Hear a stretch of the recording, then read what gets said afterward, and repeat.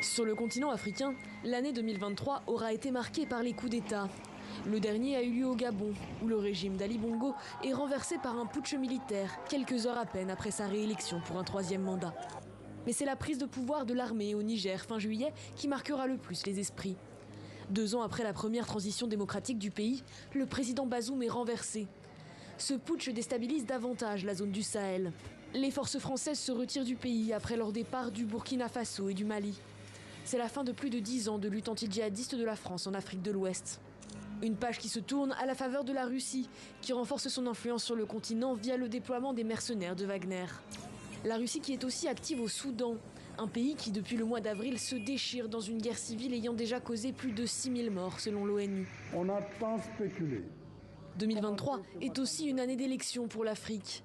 Si au Sénégal, Macky Sall renonce à briguer un 3e mandat, en République démocratique du Congo, Félix Tshisekedi est élu pour un 2nd mandat. Le scrutin s'est déroulé dans un climat politique et sécuritaire très tendu. Début septembre, le Maroc, lui, traverse le séisme le plus puissant jamais enregistré sur son sol. Environ 50 000 habitations ont été totalement ou partiellement détruites. L'aide humanitaire arrive de toutes parts.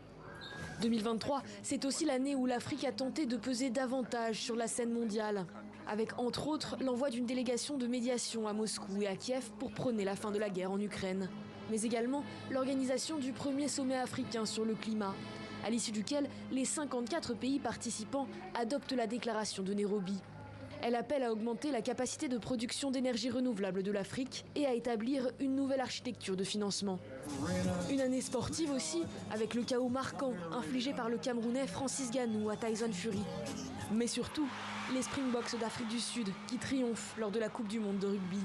La 2e victoire consécutive pour le pays.